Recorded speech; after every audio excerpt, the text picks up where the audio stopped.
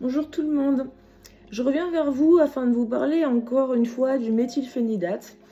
Dans ma dernière vidéo, ma première vidéo à ce sujet, je vous avais dit que je vous referai prochainement très vite des vidéos pour parler de ça plus en détail, chose que je n'ai pas faite. Ça fait un petit moment maintenant que j'ai fait cette vidéo. Donc voilà, je vais vous parler à nouveau du méthylphénidate. Et cette fois-ci, je vais vous donner plus de détails parce que la dernière fois, j'avais fait ça dans les grandes lignes. Là, je vais vous raconter un peu mon parcours depuis l'enfance.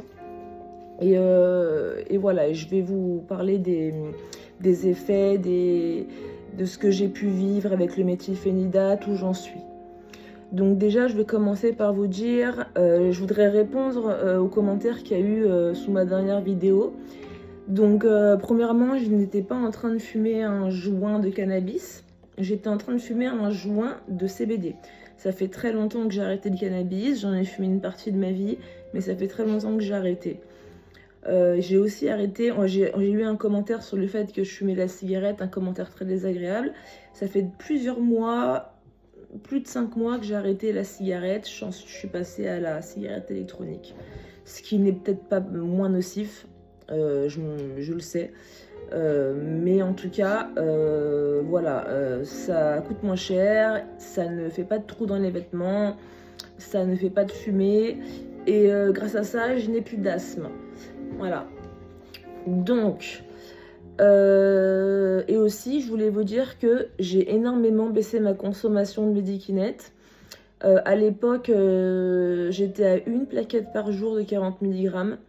J'ai même été, durant un moment, à une boîte par 24 heures, ce qui est énorme, mais c'était juste un laps de temps plutôt court.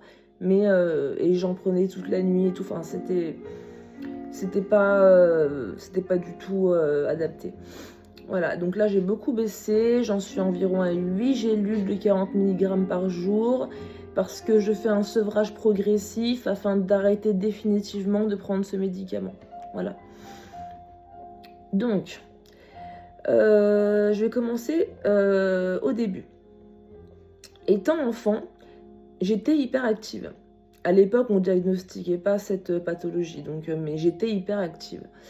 À l'école, j'avais de très bons résultats, par exemple en primaire, mais mon comportement posait problème, à savoir que je ne tenais pas en place sur une chaise, je bougeais tout le temps, je me levais, j'allais partout dans la classe, il y avait beaucoup de bavardage, je sollicitais le professeur en permanence parce que j'avais tout le temps des questions. Et sur mes bulletins scolaires, du coup, ça se répercutait. Il y avait toujours marqué, en bref, bon élève, très bon élève, mais comportement inadapté, etc., etc. Donc j'avais tout le temps des problèmes de comportement, j'étais souvent punie, voilà. Ensuite, je n'étais pas adaptée socialement, c'est-à-dire que les enfants de mon âge je me rejetaient parce que j'étais différente. J'avais des sujets de conversation et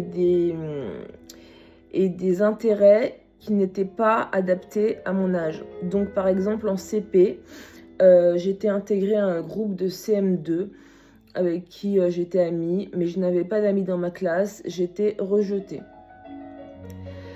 Voilà. À un moment donné, ma mère a voulu me mettre sous Ritaline. Heureusement, très fort heureusement, mon père a fortement refusé. Il n'a pas voulu parce que mon père est contre les médicaments. Chose que je trouve intelligente aujourd'hui. Donc je n'ai pas été sous Ritaline étant enfant. Heureusement, merci papa.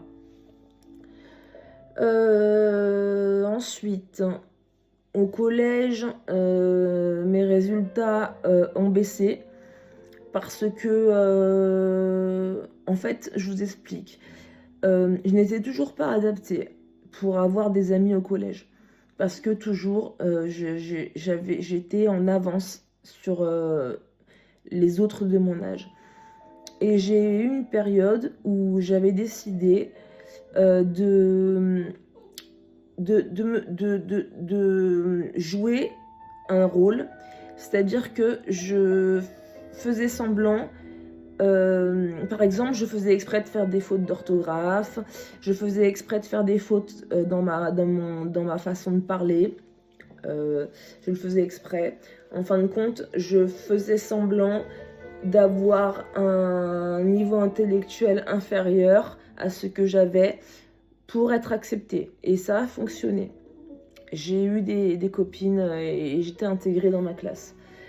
Ça a duré un moment comme ça, mais du coup mes résultats scolaires ont baissé parce que en fait, si vous voulez, en primaire, comme j'étais tout le temps première de la classe, ça plaisait pas à mes camarades et je me faisais frapper, j'étais rejetée, etc. Donc, au début du collège, en cours, je faisais le bazar, je répondais beaucoup aux profs, j'étais très insolente, je jouais en fait la fille, comment dire, celle qui fout le bordel en cours et celle qui s'intéresse pas à l'école, celle qui a de mauvais résultats, voilà. Et du coup, j'ai été intégrée, voilà. J'ai redoublé ma troisième et à partir de ce moment-là, j'ai décidé d'arrêter de jouer ce rôle et j'ai recommencé à avoir de bons résultats, voilà. Tout s'est bien passé. Et je suis passée en seconde générale. Simplement, à cette époque, j'étais un peu bête, on va dire, j'étais jeune, hein. Et donc, j'avais une copine qui était en BEP sanitaire et social. Et donc, j'ai quitté ma seconde générale pour partir avec ma copine dans ce BEP sanitaire et social, domaine qui ne me plaît pas du tout. C'était très très facile pour moi, donc sans travailler, j'étais tout le temps la première. Et ça ne plaisait pas au professeur, qui un jour, un professeur m'a dit ce n'est pas juste, tu ne fous rien et tu es la première, alors que d'autres font que travailler avec acharnement et ont de mauvais résultats. Et ce prof donc me détestait. Voilà. Donc j'ai passé le BEP, le diplôme, j'ai été dans les premières du lycée, et puis voilà. Ensuite, j'ai fait partie des quelques-unes à avoir le droit de passer en première sciences médico-sociales. Ah oui, j'ai oublié de vous dire que avant ça, j'avais commencé une première sciences économiques et sociales. J'ai du mal à remettre les événements dans l'ordre. Une première sciences économiques et sociales. Et ensuite, je suis partie en BEP, j'ai passé mon BEP. Et ensuite, je suis entrée dans une première sciences médico-sociales. Malheureusement, au milieu de cette première sciences médico-sociales, mon père m'a mise à la rue à environ 17 ans, 18 ans. Et j'ai dû partir vivre chez mon petit ami qui était parti vivre dans le sud de la France. Moi, j'étais à Paris. Et donc, j'ai dû arrêter les études. Voilà. Et après, je n'ai plus jamais fait d'études. Donc, j'ai passé ma vie à avoir de gros problèmes de concentration. Donc, je ne pouvais pas regarder de films. Je commence une activité, mais je ne la finis jamais. Ça, c'est un de mes gros problèmes, c'est une de mes particularités, c'est que je commence quelque chose, mais je ne le finis jamais. Par exemple, j'ai commencé à écrire parce que je voulais écrire un livre sur ma vie, une autobiographie. Je n'ai jamais fini.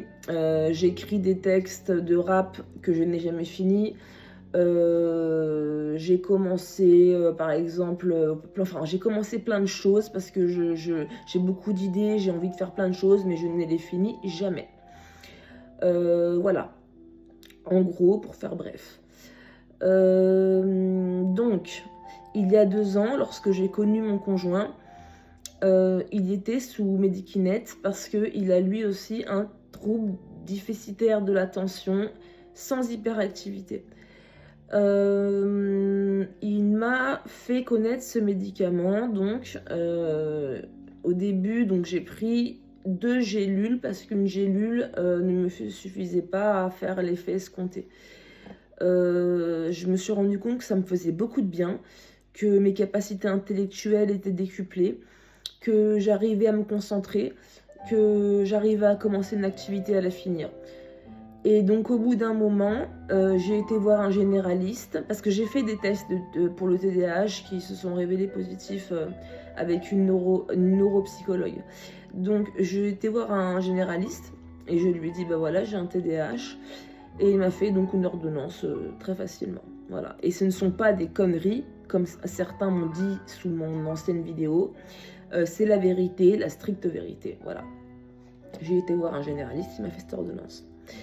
J'ai passé un moment à avoir mes ordonnances de Medikinet par ce généraliste. J'étais au début à 4 gélules par jour de 40 mg et je ne surconsommais pas. Je voyais ce généraliste tous les 28 jours et ça m'allait très bien. Ça a duré plusieurs mois, peut-être 6 mois. Ensuite, il me semble qu'ensuite, donc, j'ai commencé à faire 2 médecins pour en avoir plus parce qu'en fait, les 4 gélules n'étaient plus suffisantes afin d'avoir l'effet escompté.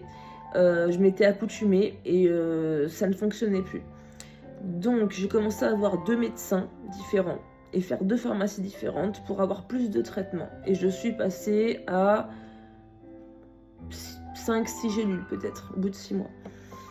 Malheureusement ou heureusement, non, enfin peu importe, la Sécu m'a épinglée et m'a mis sous ce qu'on appelle un protocole. Donc je n'ai le droit qu'à un seul médecin et une pharmacie pour ce médicament-là. Donc j'ai commencé à avoir un psychiatre pour ce traitement. Voilà, qu'il me prescrivait 4 gélules par jour tous les 28 jours. Mais encore une fois, je me suis accoutumée et ça ne me suffisait plus. Et donc, j'ai commencé à avoir plein de médecins généralistes de plus en plus. Et contrairement à ce qui est dit sous mon ancienne vidéo, je confirme et j'affirme que les généralistes, n'importe quel généraliste, j'ai peut-être eu 3 refus en tout en 2 ans. N'importe quel généraliste, vous allez le voir, vous lui, bien habillé, en étant sérieuse, vous lui expliquez que vous avez un TDAH sans lui prouver en montrant les tests, et vous lui demandez du méthylphénidate, moi c'est du Medikinet, il y en a c'est la Ritaline ou d'autres, et il vous fait la prescription.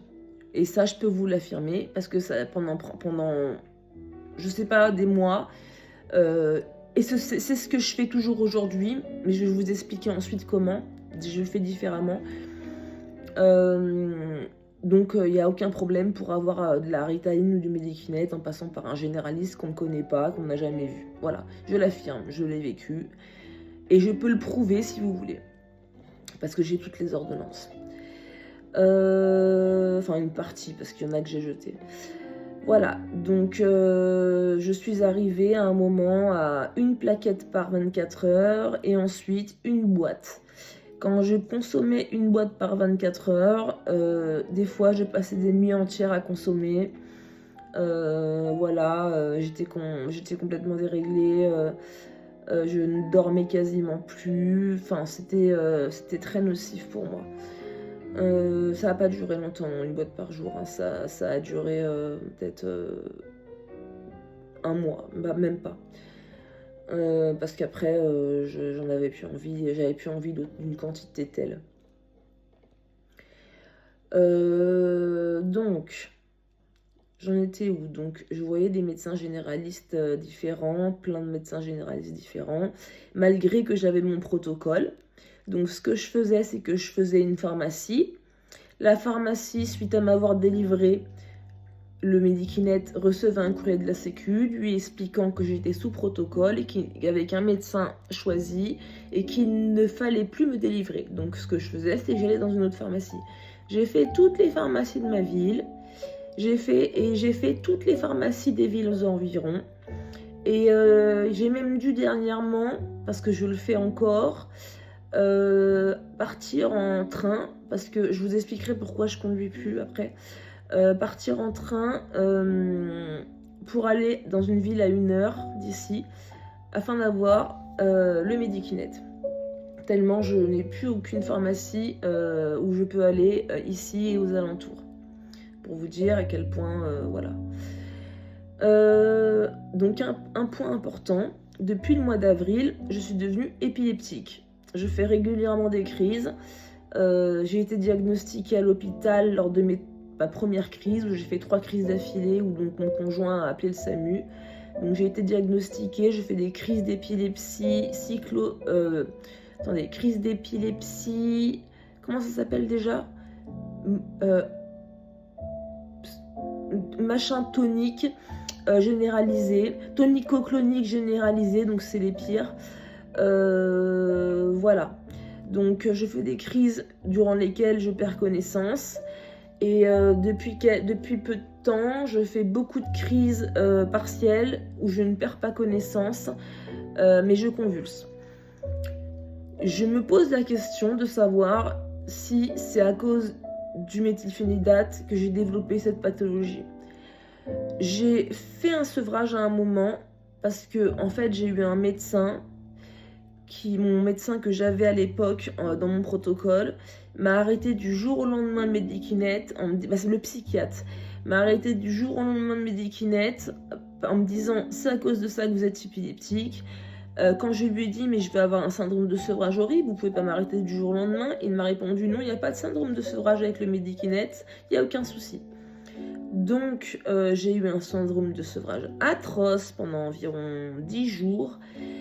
Et ensuite, j'ai été voir un généraliste afin d'avoir mon traitement. Plusieurs généralistes. Voilà. Donc, j'ai changé de médecin attitré en demandant à la Sécu et au médecin conseil pour avoir mon traitement. Ce médecin m'a fait le même coup, c'est-à-dire que quand il a su que j'étais sous protocole, il m'a arrêté tout du jour au lendemain. Donc j'ai dû faire des généralistes au hasard afin d'avoir mon traitement, trouver des pharmacies qui ne connaissaient pas, encore une fois. Et j'ai encore demandé à la Sécu de me changer de médecin. Ça a duré des semaines avant qu'il ne le fasse.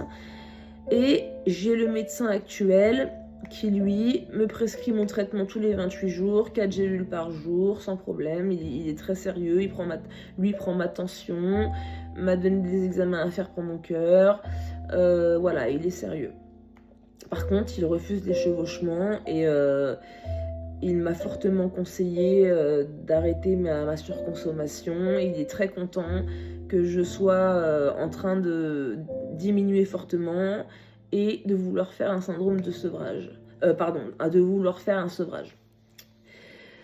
Voilà.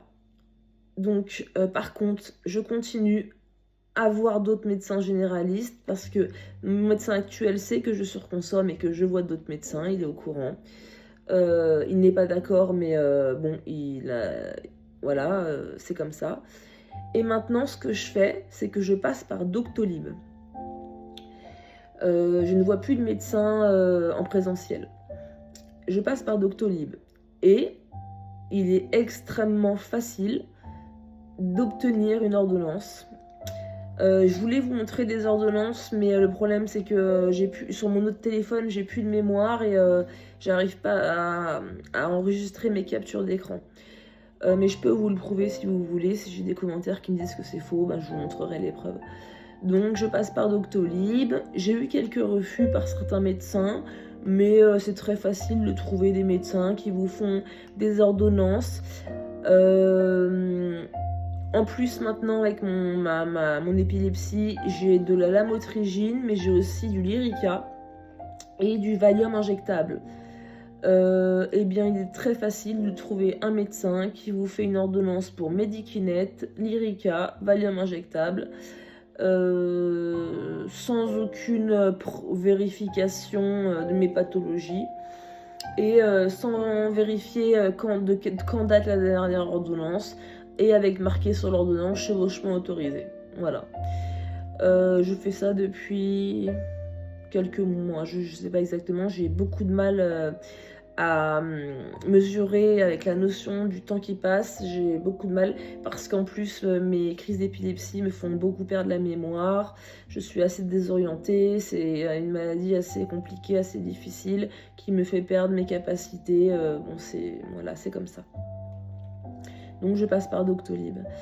Mais je surconsomme beaucoup moins. J'en suis là, aujourd'hui j'ai dû consommer 6 gélules de 40 mg. Mais sinon, en règle générale, je pense que je suis à 8 par jour. Alors qu'avant, j'étais à une plaquette par jour. Voilà. Les plaquettes font 14 comprimés. Alors, ce que je voulais dire. Excusez-moi, j'ai beaucoup de mal à me concentrer en ce moment et avec ma mémoire. Donc, ce que je voulais dire, c'est que déjà, s'il m'arrive, et j'espère que cela ne m'arrivera plus jamais, mais s'il m'arrive un jour de refaire un syndrome de sevrage parce que je n'ai plus de traitement, je me filmerai. Comme ça, je vous apporterai une preuve de ce qu'est un syndrome de sevrage avec le méthylphénidate. Je me filmerai et vous verrez dans quel état je suis. Voilà. Parce qu'il y a beaucoup de gens qui m'ont dit que je disais n'importe quoi. Voilà. Et je tiens à préciser que lorsque j'étais à 4 gélules par jour, c'était pareil. Si je n'avais pas mon traitement, je faisais un syndrome de sevrage. Et je le prends par voie orale. Je le prenais par voie orale. Voilà. Donc ce n'est pas la surconsommation qui fait que le syndrome de sevrage, même avec 2 gélules par jour. Si vous en prenez au début, non, il n'y a pas de syndrome de sevrage les premiers mois. Mais au bout d'un moment, si vous prenez 2-4 gélules par jour et que vous arrêtez du jour au lendemain, vous avez un syndrome de sevrage. Très désagréable, insupportable, horrible. Voilà. Voilà, je vais vous prouver que je suis bien sous Medikinet. Excusez-moi. Et que j'arrive à obtenir ce que je veux en voyant des médecins généralistes, pas psychiatres. Mon psychiatre, je ne le vois plus, puisqu'il m'a arrêté du jour au lendemain, j'ai arrêté de le voir. Il m'a arrêté Medikinet du jour au lendemain. Donc ça veut dire qu'il est incompétent, donc j'ai cessé de le voir. Je vais vous prouver que c'est très facile d'obtenir du méthylphénidate, du Medikinet, en voyant des médecins généralistes, qui plus est par Doctolib, qui ne nous connaissent pas, qui n'ont aucune preuve de notre pathologie. Donc là c'est rien, j'ai eu beaucoup plus. Hein. Là c'est rien. Et j'ai seulement une boîte qui est entamée, sinon tout le reste, elles sont neuves, pas ouvertes. Donc je vais vous prouver. Est-ce que je peux... Voilà, alors je ne peux pas... voilà. Voilà. Donc il y a... Vous voyez. Alors, hop. Il y a 1, 2, 3, 4, 5, 6. Donc il y a 12 boîtes. 12 boîtes. Voilà. Alors que je suis à 4 comprimés par jour. Donc j'ai 4 boîtes tous les 28 jours. J'ai 12 boîtes. Et encore c'est rien, j'en ai déjà eu plus de 20. Donc vous voyez bien qu'il est très aisé d'obtenir du Medikinet en voyant des généralistes, qui plus est par Doctolib. Voilà. Qu'est-ce que je voulais vous dire d'autre? Les commentaires que j'ai eus. Donc j'ai eu un commentaire d'une personne qui prétend prendre de la Ritaline depuis 25 ans, donc depuis le moment où ça a été mis sur le marché. Je doute de ce qu'elle raconte. Et elle dit que je raconte que de la merde. Qu'elle prend ça depuis 25 ans, que quand elle arrête, elle n'a pas de syndrome de sevrage, etc. Déjà, elle était très agressive et vulgaire dans son commentaire. Ça, c'est un effet secondaire typique quand on prend du méthylphénidate, l'agressivité, l'énervement, etc. Donc cette personne, sans s'en rendre compte, subit des effets secondaires et négatifs du méthylphénidate. Mais elle n'en prend pas depuis 25 ans, ça c'est pas vrai. Je parie que c'est pas vrai. Et elle prétend donc de ne pas avoir de syndrome de sevrage. Je ne suis pas sûre que cette personne se soit retrouvée sans son traitement du jour au lendemain. Elle prétend que oui, mais j'en doute fortement. Parce que lorsqu'on prend du méthylphénidate durant soi-disant 25 ans et qu'on arrête du jour au lendemain, on a forcément un syndrome de sevrage. Donc son commentaire est en partie mensonger. J'en mets ma main à couper. Ensuite, j'ai eu un autre commentaire qui me dit que je raconte conneries sur conneries, etc., qu'il n'y a pas de syndrome de sevrage. Il suffit, d'ailleurs j'ai répondu avec le mode d'emploi, il suffit de regarder le mode d'emploi, qui ne dit pas les choses clairement parce que forcément les laboratoires pharmaceutiques ne veulent pas forcément que l'on sache cela. Mais tout est de façon très sous-entendue. Mais il est bien dit qu'il ne faut pas arrêter du jour au lendemain, sinon on a un syndrome de sevrage. Je décrypte parce que c'est pas dit comme ça. C'est écrit dans plusieurs paragraphes. C'est écrit aussi que... excusez-moi, j'essaie de me rappeler... que si on a déjà été dépendant à une molécule ou quoi que ce soit, il ne faut pas prendre de Medikinet parce que sinon on va devenir dépendant et qu'on va être en manque si on l'arrête. Voilà, c'est en gros, il a dit ça. Et il y a aussi toute une liste de symptômes du sevrage. Du syndrome de sevrage, toute une liste longue comme ça, voilà. Mais par contre, c'est pas exactement la vérité. Ils omettent de dire beaucoup de choses. Voilà, mais il y a quand même une liste longue comme ça, résultant du syndrome de sevrage au Medikinet. Il suffit de lire le mode d'emploi, donc, pour savoir que je ne dis pas connerie sur connerie. Voilà. Et sinon, effectivement, c'est bien le médicament que prennent certains étudiants afin d'être plus performants dans leurs études, parce qu'il faut savoir qu'au début, seulement au début, le méthylphénidate, et quand on le prend de façon occasionnelle, le méthylphénidate, Ritaline, Medikinet, etc., décuple les facultés intellectuelles, rend beaucoup plus performant. Voilà, ça c'est la vérité. Moi, par exemple, au début, les 6 premiers mois, j'arrivais à faire des tâches en entier, commencer quelque chose, le terminer. Ça a duré que 6 mois. Voilà, j'avais jamais vécu ça de ma vie. C'était génial. C'est plus le cas maintenant. Voilà. Ensuite, qu'est-ce que je voulais dire ? Donc, je répète ce que j'ai dit dans ma précédente vidéo.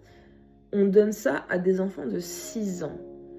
Il est préconisé de donner ça à des enfants de 6 ans qui sont soi-disant hyperactifs, parce qu'il faut savoir que de nos jours, on diagnostique des enfants hyperactifs avec un TDAH, comme ça, très à l'appel.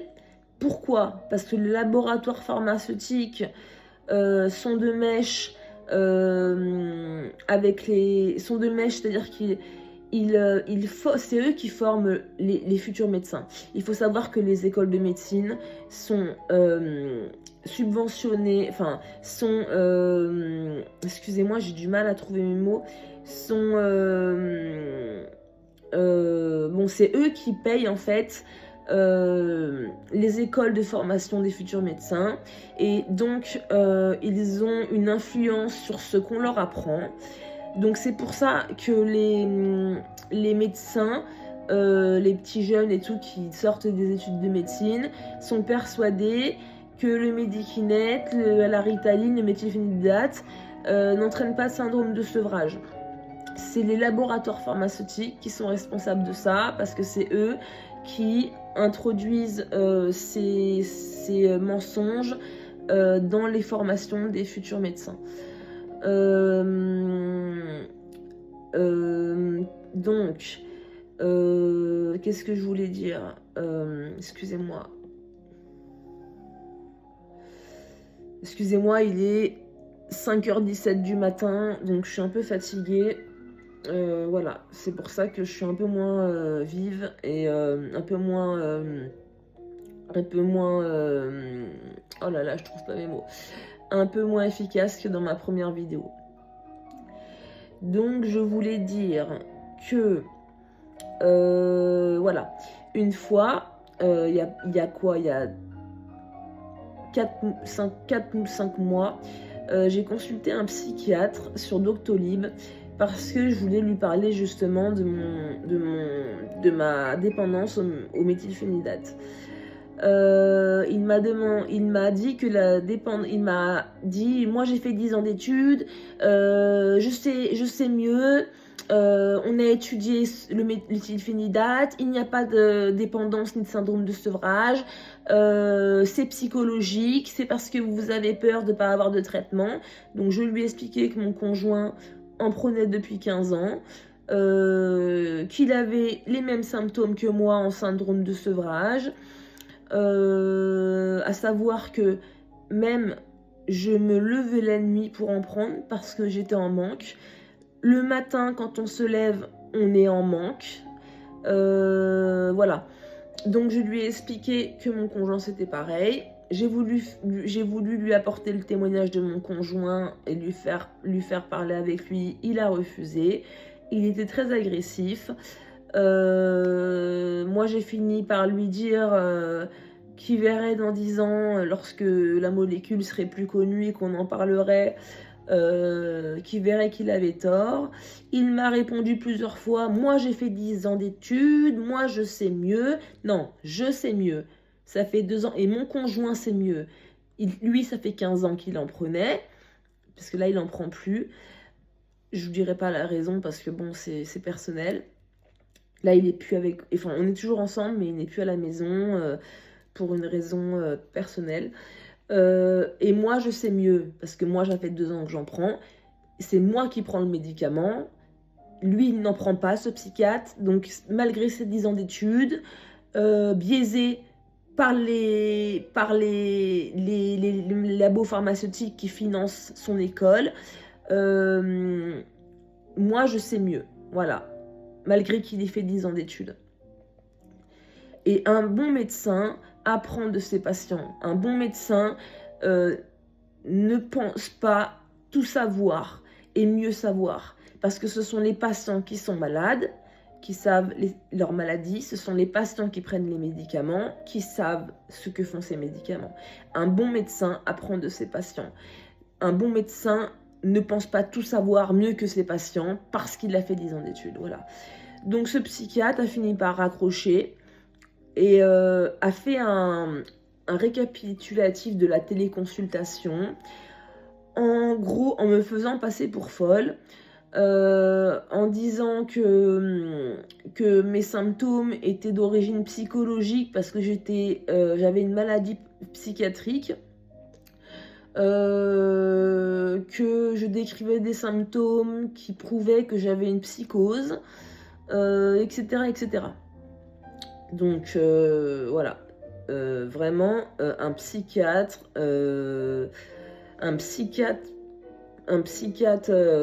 incompétent et dangereux, parce que s'il est comme ça avec moi, j'imagine comment il est avec ses patients qu'il voit en présentiel, et ça peut être très dangereux parce que c'est ce genre de psychiatre, c'est le genre à faire hospitaliser en psychiatrie des gens de force qui n'ont pas à l'être. Donc ce genre de psychiatre, je voulais le dénoncer à l'ordre des médecins, mais j'ai tellement de problèmes en ce moment dont je ne vous parlerai pas, que je ne l'ai pas fait parce que j'ai d'autres choses à faire plus importantes, voilà. Mais il aurait fallu que je le fasse parce que je pense que il doit faire du tort à beaucoup de ses patients. Voilà. Donc à ce jour, je suis en train de me sevrer. J'ai beaucoup diminué ma consommation. Malgré tout, j'ai toutes ces boîtes. C'est pourquoi? C'est parce que j'ai peur de me retrouver sans rien et d'avoir un syndrome de sevrage. Donc je fais en sorte d'avoir toujours beaucoup de boîtes d'avance. Mais il y aura un moment où je m'en débarrasserai parce que j'aurai fini mon sevrage et que je n'en aurai plus besoin. Donc je ne donnerai pas à une pharmacie parce que maintenant les pharmacies, en fait, avant, les médicaments qu'on donnait aux pharmacies dont on ne se servait plus étaient envoyés aux pays qui en avaient besoin, comme les pays qui ont peu de moyens et qui les gens ne peuvent pas se payer de médicaments. Ils les envoyaient là-bas et ça servait donc à ces gens-là. À présent, et c'est une grosse connerie, c'est interdit et donc ils détruisent les médicaments que l'on leur apporte. Un gros gâchis, une production de déchets, c'est une hérésie, alors qu'il y a des gens dans des pays qui ont besoin de ces médicaments. Voilà, c'est la France, quoi. Donc je ne le donnerai pas à une pharmacie, je sais pas trop ce que j'en ferai, peut-être que je les enverrai moi-même dans un pays qui en a besoin en passant par une association, je ne sais pas, je vais y réfléchir. Voilà. Donc j'en suis là aujourd'hui. Qu'est-ce que je voulais dire d'autre? Je crois que c'est tout. C'est déjà pas mal. Je ne suis plus hyperactive. Je pense que ça s'est arrêté comme mon fils. Mon fils était hyperactif aussi dans l'enfance. Ça a été diagnostiqué. Enfin, ça, on s'en fout parce que le diagnostic, de toute façon, les médecins, excusez-moi, il y a beaucoup de gens qui vont pas aimer ce que je vais dire, mais les médecins, la plupart, sont nuls. Et ils font des diagnostics comme ça, à l'arraché, des diagnostics erronés. C'est la mode en ce moment de diagnostiquer les enfants hyperactifs et TDAH, c'est une grande mode. Donc, il y a beaucoup d'enfants et de gens qui sont diagnostiqués comme tels alors que c'est pas le cas.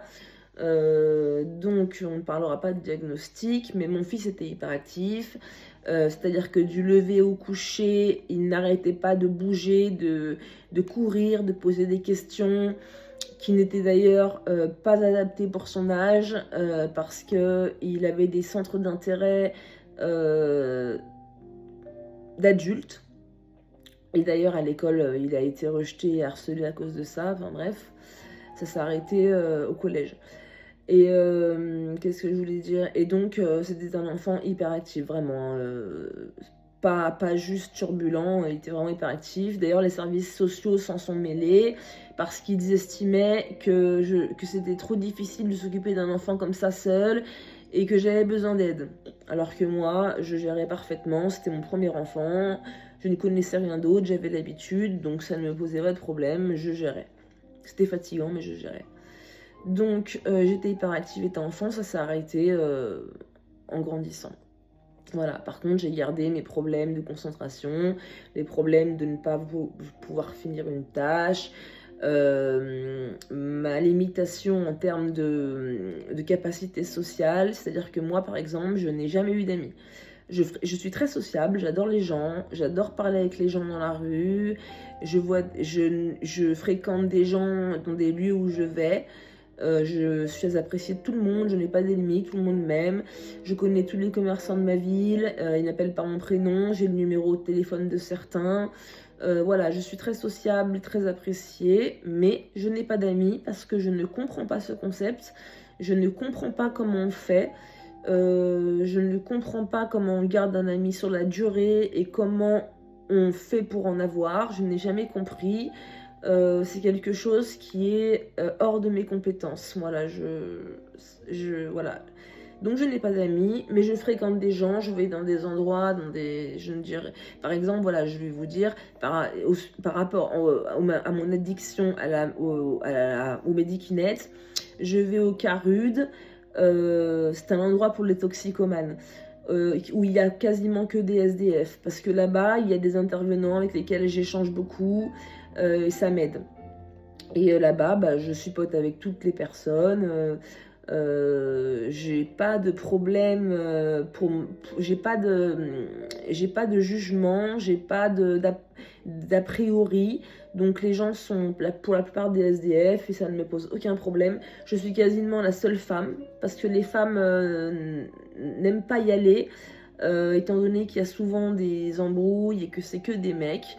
Moi, il n'y a pas de problème. De toute façon, j'ai tendance à préférer fréquenter des hommes que des femmes.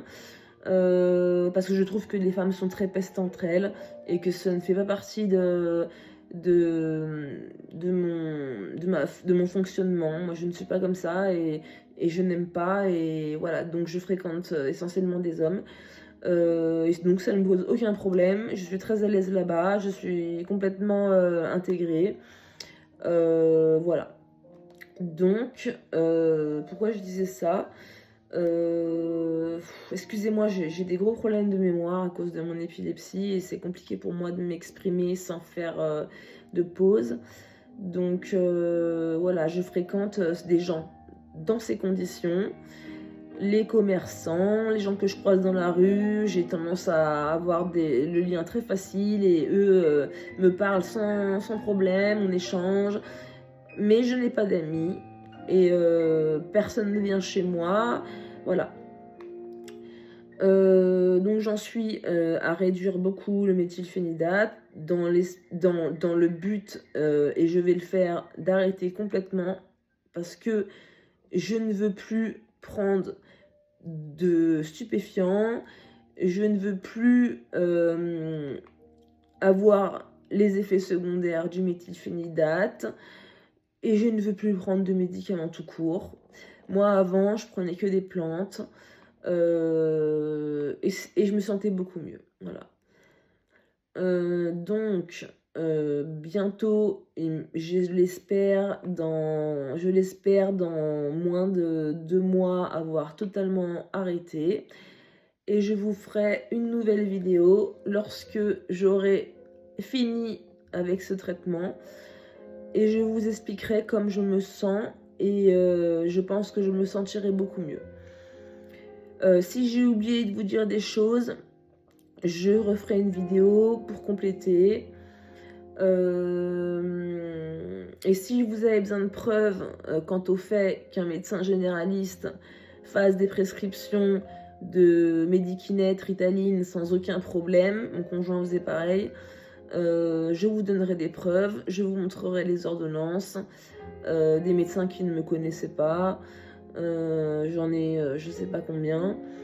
Je peux vous donner aussi des preuves que sur Doctolib, j'obtiens des ordonnances de médecins qui ne me connaissent pas, et même pour de la prégabaline, c'est-à-dire de la Lyrica. Voilà, je peux vous donner toutes ces preuves-là. Donc, je vous dis à très bientôt. Il est quelle heure? Il est 5h30. Donc, lorsque vous verrez ma vidéo, passez un bon dimanche, passez une bonne journée. Si vous la voyez plus tard, passez une bonne journée, peu importe laquelle. Et je vous dis à très bientôt. Et si vous avez des questions, n'hésitez pas à me laisser des commentaires, je vous répondrai. Et puis voilà, j'espère que ma vidéo sera vue davantage que la première, parce que c'est un sujet très important.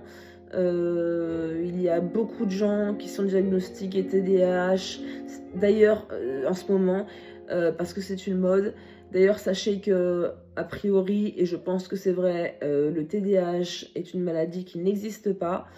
Cela a été inventé afin de prescrire des médicaments. Encore une fois, les labos pharmaceutiques sont responsables de ça.